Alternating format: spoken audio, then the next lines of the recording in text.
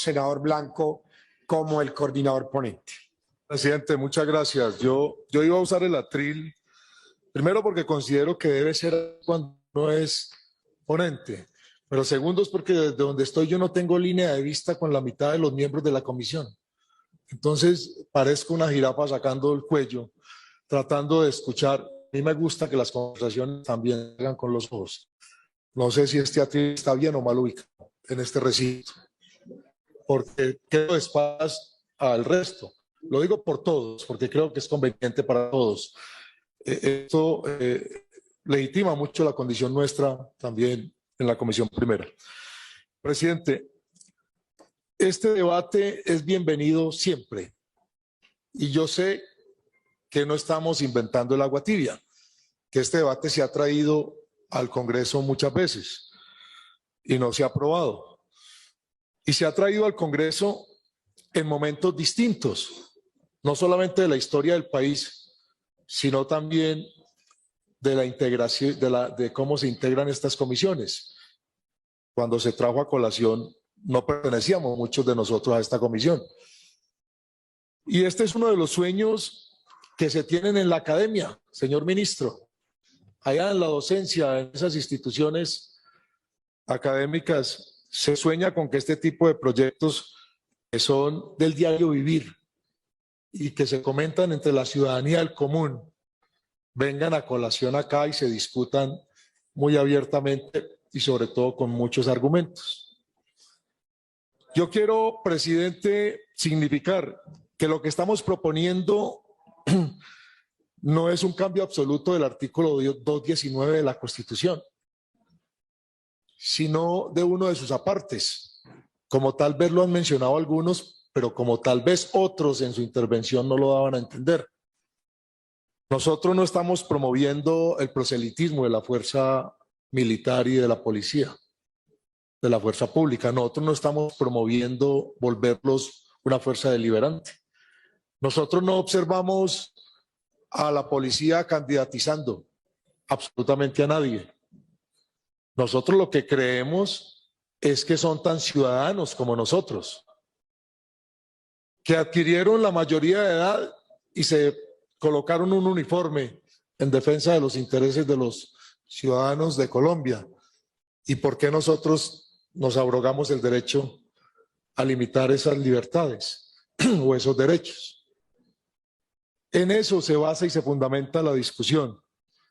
Ese es el artículo 219, como ustedes lo tienen en sus manos, con esa somera pero tan importante modificación. Efectivamente, doctor JP, en América la mayoría de los estados admiten el voto de la fuerza pública. Y muchos de esos estados han sufrido gran cantidad de golpes de estado. Nosotros nos ufanamos de ser la democracia más sólida de América, porque es donde menos golpes de estado se han sucedido.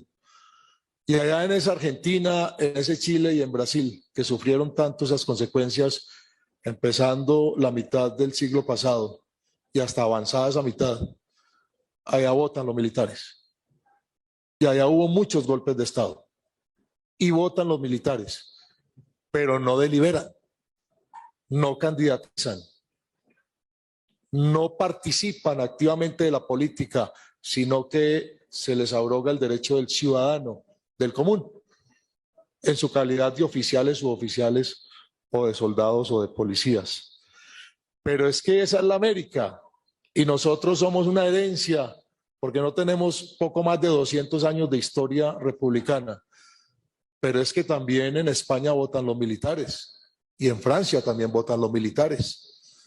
Y en Estados Unidos, parte de la América, pero con esa herencia que nosotros tenemos de ellos, allá votan los militares. Y en Canadá también votan los militares, que es tal vez la única monarquía constitucional que tiene América, con la herencia que tiene de los ingleses.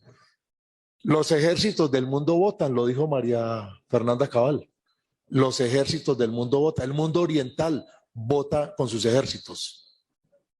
¿Qué nos hace diferentes a nosotros? El conflicto interno armado.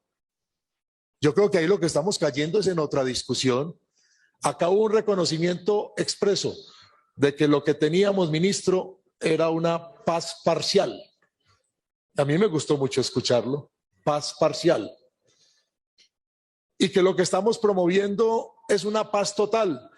¿Y sabe cuál es el término que yo vengo utilizando? Que debería ser paz real.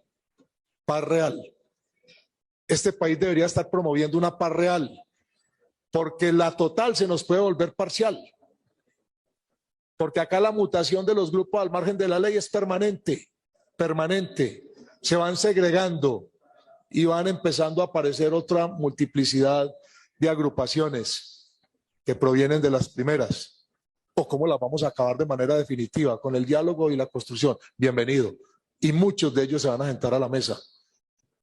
Pero acá hay unos problemas mucho más grandes que tienen que ver con el narcotráfico, por ejemplo. Y mientras exista como tal, con toda seguridad van a existir grupos al margen de la ley y la paz no va a ser total.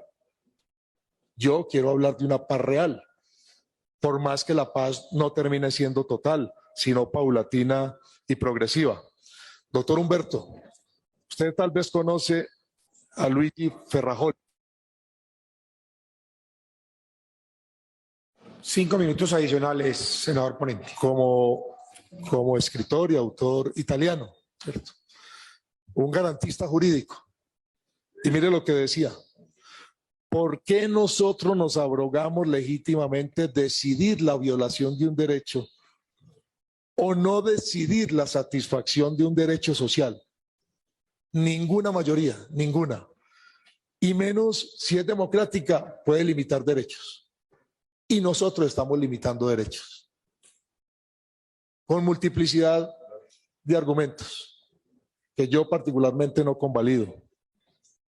Hoy hay cerca de 390.000 hombres en Colombia uniformados que perfectamente pudieran participar en un ejercicio que todos conocemos que es secreto, que es universal, que es libre, que es discreto, el voto. Pero si el argumento, como algunos aducen, y yo tuve la precaución de copiar varios de ellos, es que no se puede ser juez y parte a la vez, entonces yo les ruego que no volvamos a colocar de jurados de votación a los maestros de este país, porque son juez y parte a la vez, ni a los servidores públicos, porque son juez y parte a la vez. ¿O es que ser juez y parte a la vez es cargar un arma? Las armas no necesariamente son esas que son tan contundentes, hay otras más. Y ejemplos existen y muchos. Yo particularmente creo que los maestros sí deben estar en los puestos de votación, que los servidores públicos también. Pero también los convertimos en juez y parte con ese argumento. Roy Barrera decía que nosotros no podemos igualar a esas personas en una democracia como la nuestra en el ejercicio del derecho al sufragio. Entonces lo que sí podemos es igualar a los irregulares a los regulares que somos nosotros. Es que acá se nos olvida que acabamos de crear curules para la paz, que creamos curules para las víctimas, que tenemos curules para las negritudes y para los indígenas. Y entonces, ¿por qué no nos atrevemos y creamos curules para las fuerzas militares? Eso no es tan descabellado, las tiene la oposición. Esas son discusiones que tienen que venir a colación acá lo antes posible, porque estamos estigmatizando y depende de donde nos sentemos o lo que nos corresponda hacer, lo hacemos con conveniencia. Lo acaba de decir Roy Barrera, el presidente del Congreso. Yo presenté un proyecto de esos. ¿Y dónde está la diferencia? Lo decía María Fernanda. O sea, ¿qué ha cambiado? Que hoy estemos pensando en una paz total. Y es que 300.000 personas no pueden votar en un país donde acaban de votar al Congreso, al Senado, 18 millones de personas.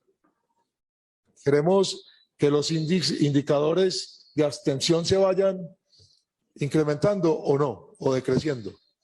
Ellos también pueden votar.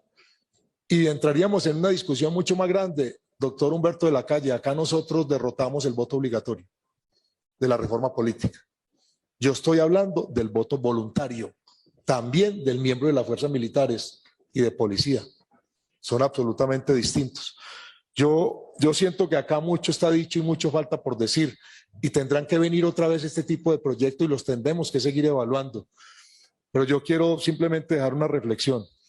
Esas personas que se uniforman se exponen por nosotros todos los días, porque esas personas no pueden hacer lo de nosotros.